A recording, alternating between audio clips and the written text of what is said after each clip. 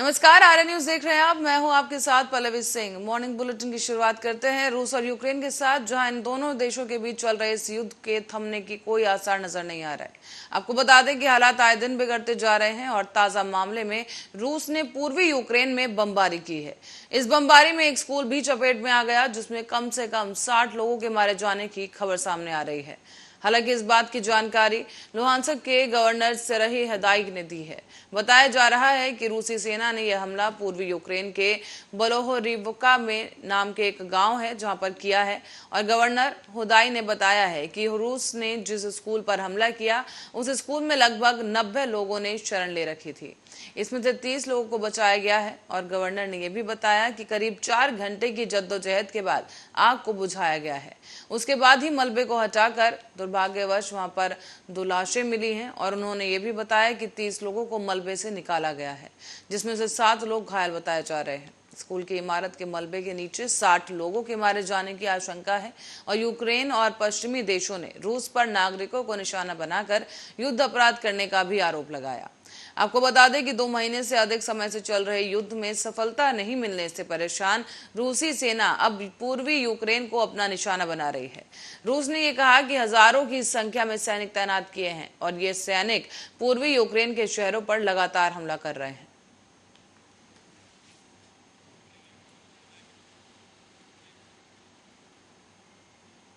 और अयोध्या की बाबरी मस्जिद और राम मंदिर मामले में सुप्रीम कोर्ट के फैसले के बाद अब काशी के विश्वनाथ मंदिर और मथुरा के श्री कृष्ण जन्मभूमि स्थान को लेकर भी मांग उठने लगी है।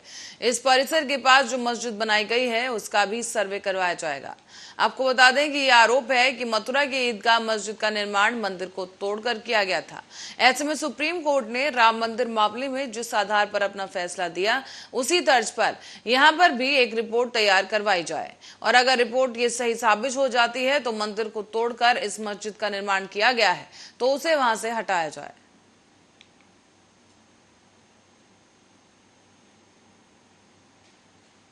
और जम्मू कश्मीर में विपक्षी दलों ने शनिवार को परिसीमन आयोग की रिपोर्ट को बेहद आपत्तिजनक और भेदभावपूर्ण और राजनीतिक रूप से प्रेरित करार देते हुए खारिज किया है। साथ ही विपक्षी दलों ने सोमवार को यहां तक एक आपात बैठक का आह्वान भी किया। लेकिन आपको बता दें कि गुज्जर और बकरावाल संगठनों ने अनुसूचित जनजाति के लिए 9 विधानसभा सीटें आरक्षित करने के कदम का स्वागत किया है। इसके लिए प्रधानमंत्री नरेंद्र मोदी का आभार भी जताया गया। मार्च 2020 में गठित जम्मू कश्मीर परिसीमन आयोग ने गुरुवार को अपनी अंतिम रिपोर्ट अधिसूचित जारी करते हुए जम्मू क्षेत्र में 6 नई विधानसभा सीटों और कश्मीर घाटी को एक नई विधानसभा सीट देते हुए राजौरी और पुंछ इलाके को अनंतनाग संसदीय सीट के तहत लाने की सिफारिश की थी। केंद्र शासित प्रदेश के 90 संसदीय सदन में जम्मू मंडल में अब करीब 43 विधानसभा सीटें होंगी, जबकि कश्मीर में 47 सीटें होंगी। जम्मू के सर्वदलीय संयुक्त मोर्चा ने परिसीमन आयोग की अंतिम रिपोर्ट को खारिज किया है।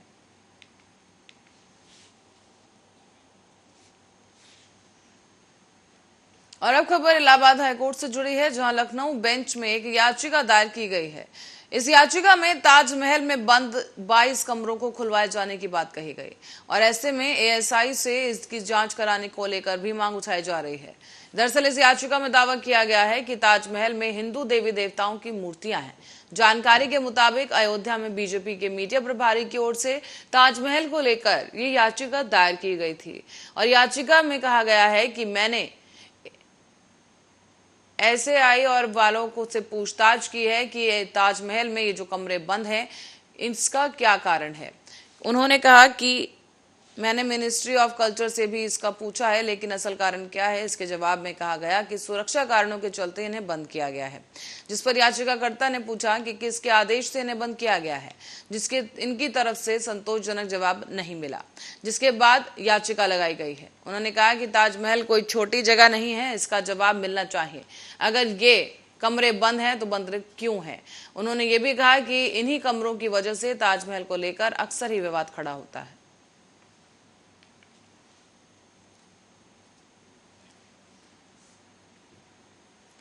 तो वहीं रामनगरी अयोध्या की सड़कों से शिवसेना की होर्डिंग्स को हटा दिया गया है।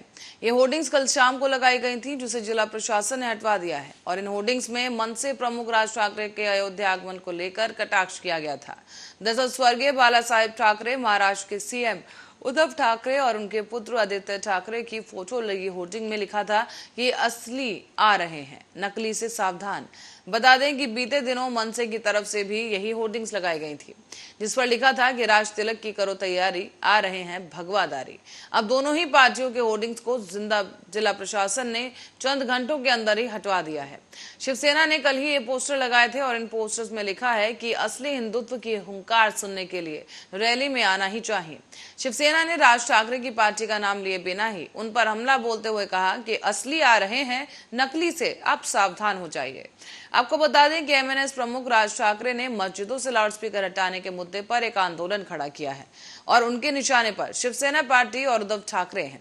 भगवा रंग और भगवे रंग की शॉल ओढ़कर राज ठाकरे खुद को हिंदुत्व का नया पोस्टर बॉय बता रहे हैं। हालांकि साथ ही उनकी पार्टी उन्हें हिंदू जन नायक के तौर पर प्रस्तुत कर रही है। अब आपको ये भी बताते चलें कि 14 मई को होने वाली उद्धव ठाकरे की रैली में राज ठाकरे और बीजेपी दोनों ही निशाने पर रहेंगे।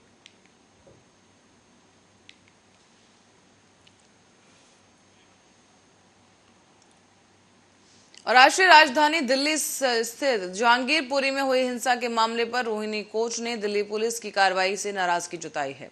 इसके साथ ही कोर्ट ने 8 आरोपियों की जमानत याचिका खारिज कर दी। साथ ही रोहिणी कोच में हिंसा आरोपियों की जमानत याचिका पर सुनवाई के दौरान कहा गया कि प्रथम दृष्टि से ऐसा दिख रहा है कि स्थानीय पुलिस बिना अनुमति के निकाले गए जुलूस को रोकने में असफल रही। अदालत ने यह भी कहा कि इसके लिए जिम्मेदार अधिकारियों के खिलाफ कार्रवाई होगी। पुलिस ने कहा है कि इस कमिश्नर इस मामले की जांच करें और रोहिणी कोर्ट ने कहा कि ऐसा लगता है कि वरिष्ठ अधिकारियों ने इस मुद्दे को दरकिनार कर दिया। हालांकि अदालत ने अपने आदेश में कहा है कि संबंधित अधिकारियों की ओर से जिम्मेदारी तय की जाए ताकि भविष्य में ऐसी कोई घटना ना हो, पुलिस अवैध गतिविधियों को रोकने में नाकामयाब ना हो।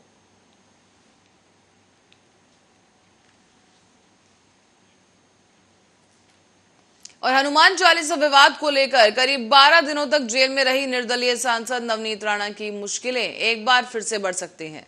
उनके खिलाफ महाराष्ट्र सरकार कोर्ट में याचिका दायर करने का विचार किया जा रहा है और सूत्रों के हवाले से बताया गया है कि नवनीत राणा के खिलाफ कोर्ट की अवमानना को लेकर याचिका दायर की जाएगी, क्योंकि उन्होंने जमानत की शर्तों का उल्लंघन किया है। दरअसल 12 दिनों तक जेल में रहने के बाद सांसद नवनीत राणा और उनके पति रवि राणा को कोर्ट से जमानत मिल गई है, लेकिन कोर्ट ने जमानत देते हुए कई शर्तें भी बताई। उनका उल्लंघन करने पर जमानत रद्द करने की बात कही गई थी और अब जमानत की शर्तों में एक शर्त यह भी थी कि नवनीत राणा और उनके पति इस विवाद या केस से लेकर मीडिया में कोई भी बयान जारी नहीं कर सकते। लेकिन नवनीत राणा ने अस्पताल से डिस्चार्ज होते ही मीडिया से बात की और अपनी गिरफ्तारी को लेकर एक बयान दिया है। दरअसल नवनीत राणा को जमानत के बाद से ही अस्पताल में भर्ती कराया गया था। जेल में ही उनकी तबीयत बिगड़ गई थी और इसके बाद अब 8 मई रविवार को उनकी अस्पताल से छुट्टी हुई है। अस्पताल के बाहर मौजूद मीडिया से उन्होंने बात करते हुए नवनीत राणा ने सीएम उद्धव ठाकरे पर जमकर हमला बोला। उन्होंने कहा कि उनकी लड़ाई लगातार जारी रहेगी और अपनी गिरफ्तारी पर बोलते हुए नवनीत राणा ने यह भी कह दिया कि अगर हनुमान चालीसा पढ़ना गुनाह है तो वो 14 दिन ही नहीं बल्कि 14 साल की जेल की सजा भुगतने को तैयार है। इतना ही नहीं बल्कि नवनीत राणा ने सीएम उद्धव ठाकरे को उनके खिलाफ चुनाव लड़ने की चुनौती भी दे डाली है।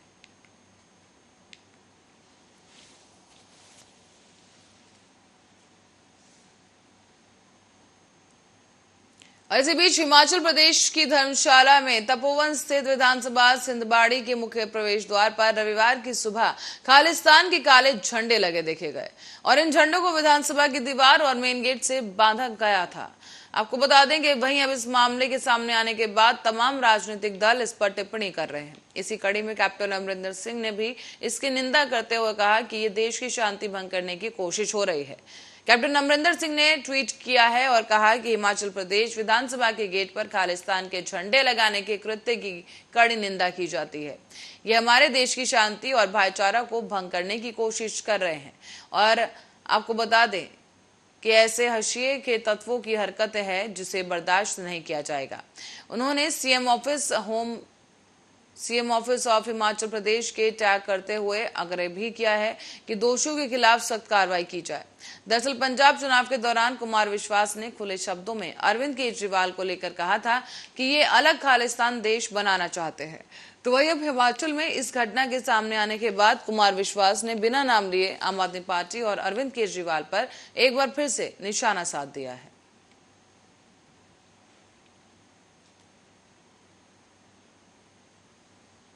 अब महाराष्ट्र में लाउडस्पीकर विवाद के बीच शिवसेना ने एक बार फिर से एमएनएस प्रमुख राज ठाकरे पर हमला बोल दिया है। शिवसेना सांसद संजय राउत ने एमएनएस प्रमुख राज ठाकरे पर उत्तर प्रदेश में अयोध्या के उनके आगामी दौरे को लेकर रविवार को निशाना साधा।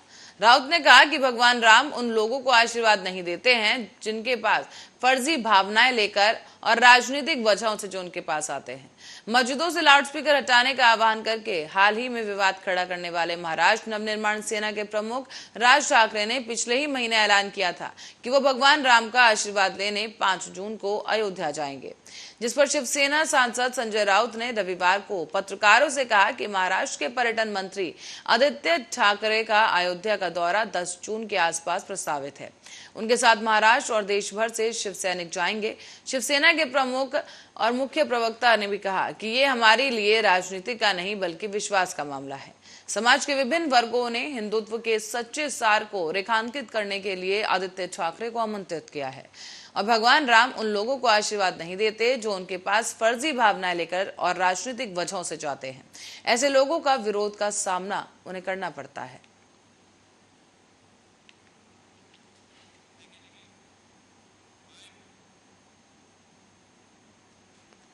और सीएम योगी के भ्रष्टाचार पर नकेल कसने और यूपी में निवेश के रास्ते खोलने के प्रयास रंग लाने लगे हैं।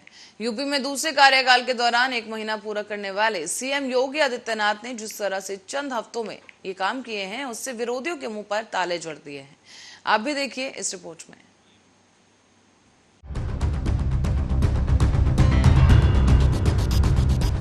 योगी सरकार के दूसरे कार्यकाल के शुरू होते ही शतक लगाने के इरादे से सीएम योगी अपनी कैबिनेट के साथ मैदान में उतर गए हैं। लगातार दौरे और निरीक्षण किए जाने से अपराधियों और अवैध कारोबारियों के पांव के नीचे से मानो जमीन ही खिसक गई। भ्रष्टाचार पर नकेल कसने और यूपी में निवेश के रास्ते खोलने के प्रयास भी रंग लाने शुरू हो गए हैं। आपको बता दें कि यूपी में इन दिनों ताबड़तोड़ निरीक्षण किए जा रहे हैं। इस दौरान हाल ही में सीएम योगी आदित्यनाथ खुद अयोध्या का दौरा करने पहुंचे और मलिन बस्ती के घर में एक परिवार के साथ भोजन करते नजर आए, जिसके बाद उन्होंने अधिकारियों के साथ समीक्षा बैठक की। इससे पहले आपको बता दें कि लखनऊ में प्रदेश के वित्त और संसदीय कार्य मंत्री सुरेश खन्ना भी औचक निरीक्षण पर पहुंचे और साफ सफाई का निरीक्षण किया गया।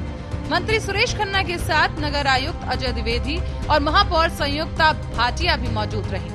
मंत्री सुरेश खन्ना ने लखनऊ के सरोजनी नगर स्थित सत्यलोक कॉलोनी, आशियाना के लोक बंधु और फूल वाली मंडी समेत बिजली वाली सड़क का निरीक्षण कर शहर में कई शौचालय की साफ सफाई का भी निरीक्षण किया है। इस कड़ी में यूपी सरकार के अगले धुरंधर हैं यूपी सरकार के पशुधन मंत्री धर्मपाल सिंह, जिन्होंने अपने गृह जनपद बरेली पहुंचकर मंत्री धर्मपाल सिंह ने अधिकारियों के साथ विकास भवन में एक समीक्षा बैठक की और सरकार की योजनाओं को सख्ती से जाना और जनता को लाभ मिल सके इसके लिए बेहतर प्रबंध करने को कहा। इस मौके पर मंत्री धर्मपाल सिंह ने मीडिया से बातचीत भी की और कहा कि सरकार गाय को स्वास्थ्य के लिए बेहद सजग है। इसके मद्देनजर सरकार वेटनरी मोबाइल यूनिट को तैयार करने की योजना बना रही है। ये यूनिट हर जिले में तैनात रहेगी। गाय के स्वास्थ्य की चिंता बहुत अच्छी तरीके से कर रहे हैं। हम वेटरनिटी मोबाइल उत्तर प्रदेश में हर जिले को दे रहे हैं। 1862 नंबर किसान कॉल करेगा तो जैसे 112 नंबर कॉल करने पर पुलिस वहां पहुंच जाती है, ऐसी 1862 नंबर कॉल करने पर किसान के दरवाजे पर वो मोबाइल 1 घंटे के अंदर पहुंच जाएगी। उसमें एक डॉक्टर, 2 कंपाउंडर और एक ड्राइवर होगा।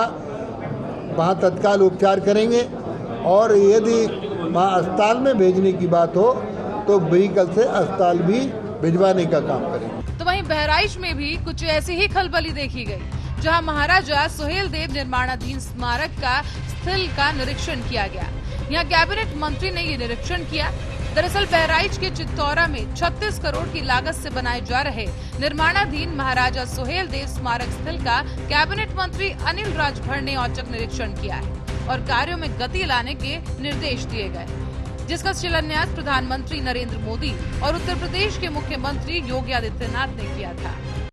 प्रगति भी ठीक है। हमारा जिला प्रशासन, बीएम साहब भी देखिए उपस्थित हैं, सब लोगों ने मिलकर, और मैं समझता हूं कि चुनाव के भी समय काम कहीं से बाधित नहीं हुआ है, निरंतर चलता रहा है। उसका परिणाम हम लोगों के सामने है। अच्छी प्रगति है और समय अवधि के अंदर ही हम लोग इसको पूरा करेंगे। एक बार फिर राष्ट्रवीर महाराजा सुहेलदेव को श्रद्धांजलि अर्पित करने का जैसा वादा प्रधानमंत्री जी ने किया है, वो खुद मौके पर आएंगे। उस समय तो जब शिलान्यास का अवसर था तो कोविड था, थोड़ी परेशानी थी, वर्चुअल उन्होंने शिलान्यास किया था। तो वहीं इस बीच आगरा के प्रभारी मंत्री और प्रदेश के उप मुख्यमंत्री केशव प्रसाद मौर्य मेट्रो रेल परियोजना का हाल जानने पहुंचे। साथ ही कोरोना काल के कारण आगरा के रुके हुए विकास कार्यों में प्रगति को लेकर भी अहम बैठक की गई। डबल इंजन की सरकार का प्रयास है कि आगरा मेट्रो आगरा की एक सबसे बड़ी जरूरत है और समयबद्ध तरीके से वह काम हो और समय से काम पूरा हो, और जिससे आगरा वासियों को और आगरा आने वाले देश विदेश के हमारे जो पर्यटक हैं उनको भी सुविधा प्राप्त हो सके। दरअसल मुख्यमंत्री योगी आदित्यनाथ ने 2.0 सरकार में सभी मंत्रियों को 100 दिन का कार्य की योजना बनाने के निर्देश दिए। एक जिले की कमान उन्हें सौंपी गई और इसी दौरान उप मुख्यमंत्री केशव प्रसाद मौर्य को आगरा का प्रभार मिला है। साथ ही आपको बता दें कि हाल ही में उत्तर प्रदेश के उप मुख्यमंत्री पद संभालने वाले डिप्टी सीएम ब्रजेश पाठक ने भी प्राथमिक स्वास्थ्य केंद्र कुर्सी में छापामार कार्रवाई की। यहाँ पर डिप्टी सीएम के अचानक पहुँचते ही हड़कंप मच गया और निरीक्षण के दौरान उन्हें एक डॉक्टर समेत 3 कर्मचारी गायब मिले। डिप्टी सीएम ने करीब 1 घंटे तक निरीक्षण किया तो उन्हें यहाँ पर गंदगी, फटी चादरें और पानी की बदहाल व्यवस्था मिली। उन्होंने अपर निदेशक से पूरी रिपोर्ट भी तलब की और 5 दिन के अंदर डिप्टी सीएम ब्रजेश पाठक ने 2 बार जिले की स्वास्थ्य सेवाएं परखी। दोनों ही बार बिना बताए अस्पताल वो पहुंच गए। इससे स्वास्थ्य विभाग के अंदर वो देखकर ये लापरवाहियां दंग रह गए। सीएमओ डॉक्टर रामजी वर्मा ने भी सभी सीएचसी और पीएचसी के चिकित्सा अधिकारियों को निर्देश दे दिए हैं कि अगर गैर हाजिर रहे तो वेतन काटा जाएगा और कड़ी कार्रवाई भी हो सकती है। सभी मरीजों से मैं मिला हूं। हमने अस्पताल परिसर का भी निरीक्षण किया है, सभी चिकित्सकों से मैंने भेंट की है और अस्पताल में सभी व्यवस्थाओं को सुनिश्चित करने के निर्देश दिए हैं। और हमने ये कहा है कि सभी चिकित्सकों से, जो पैरामेडिकल स्टाफ है उससे, कि मरीज को भगवान माने। सामान्य परिस्थितियों में इलाज यहीं होना चाहिए और मरीजों को सब कुछ वो हमें करना है, उसे हमें ठीक करने यहाँ से भेजना है, ऐसे व्यवस्था हमें देनी है। साथ ही मुख्यमंत्री योगी आदित्यनाथ के आदेश पर श्रम और सेवा योजना राज्य मंत्री ने भी अधिकारियों के साथ एक बैठक की और योजना विभाग की सभी अधिकारियों को निर्देश दिए गए। इसमें अटल आवासीय विद्यालय का निर्माण करने के भी आदेश शामिल हैं। इसमें गरीबों को और उनके बच्चों को सीधा लाभ मिलेगा। में अटल आवासीय विद्यालय, हम मजदूरों के लिए 18 विद्यालय, आवासीय विद्यालय, अटल आवासीय विद्यालय बना रहे हैं 18 मंडल में, जैसे अलीगढ़ में, सहारनपुर में, गोरखपुर में, कानपुर में, मेरठ में, ऐसे ही लखनऊ में। तो हर जगह हम लोग 18 आवासीय 18,000 हमारे जो बीओसी के जो रजिस्टर्ड श्रमिक हैं उनके लिए हम लोग आवासीय विद्यालय बना रहे हैं। वहाँ से उनको हम टेक्निकल शिक्षा देके उनको बाहर निकालेंगे, जिससे उनको स्वरोजगार की व्यवस्था हो जाए। गौरतलब है कि योगी सरकार का मास्टर प्लान काम कर रहा है और सूबे के सिपह सलार जनता के बीच जाकर हर कमी को दूर करने के लिए एक्शन मोड में है। Special report Arya news.